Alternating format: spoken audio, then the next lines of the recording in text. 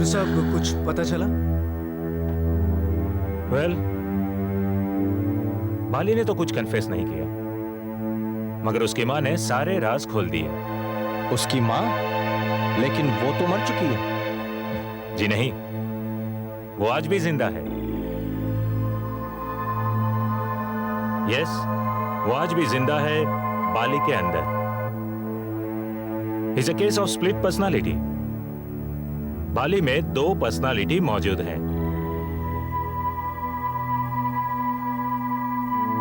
एक उसकी अपनी और दूसरी अपनी मां की, जो ज्यादातर बाली पर हावी रहती है।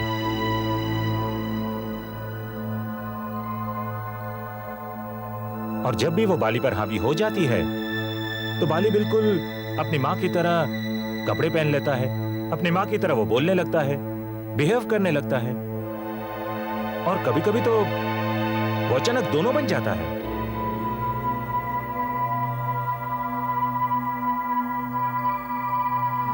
और आपस में दोनों बातें करते हैं, और वो यहां तक कि अगर कोई बाहर से उनकी आवाज सुने तो ऐसे लगे जैसे कोई दो अलग अलग इंसान बातें कर रहे हो।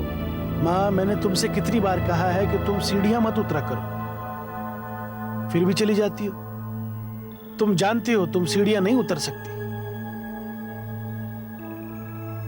मैं हूं ना माँ, तुम क्यों तकलीफ उठाती हो? इसलिए मैंने मोटल का बिजनेस शुरू किया है, वो भी सामने अपने घर के पास। थोड़ी देर के लिए वहां रहता हूं, जब कभी तुम्हें जरूरत पड़ती है आ जाता हूं। सुनती ही नहीं हो तुम। जानती हूँ बेटा, लेकिन मैं क्या करूँ, बूढ़ी हो चुकी हूँ, बीमार जो रहती हूँ। ऐसा मत कहो माँ, तुम जानती हो मैं तुम्हें बहुत प्यार करता हूं। तुम्हारे अलावा है भी कौन माँ मेरा? हा? तुम्हें याद है माँ, तुम बचपन में मुझे कहती थी कि बेटा किसी से बात न करना, लोगों पे भरोसा न करना। माँ, मैं किसी से बात नहीं करता। अगर मैं चला जाता हूं कहीं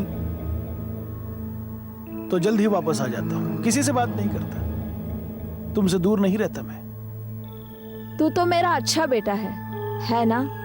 लेकिन मैं कब तक तुम्हारे साथ रहूंगी बेटा? हमेशा तो नहीं रह सकती ना। माँ, तुम हमेशा मेरे साथ रहोगे। यहां इस घर में हम दोनों एक साथ। हमारे बीच और कोई नहीं आएगा माँ, कोई नहीं आएगा। माँ, मैं चलता हूं क्योंकि मुझे मोटल जाना है। तुम यहीं बैठी रहना खिड़की के सामने, और सीढ़ियां मत उतरना, समझी? ठीक है बेटा।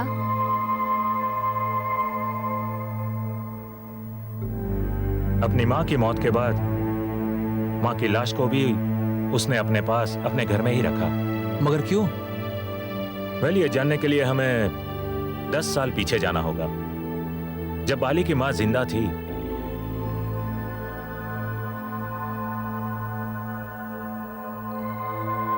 तब वो परिवार में उन दोनों के अलावा और तीसरा कोई नहीं था। दोनों एक दूसरे के सहारे जीते थे।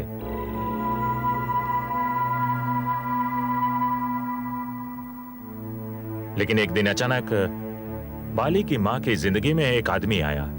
बस उसी दिन से बाली की मां का ध्यान बाली से हटने लगा।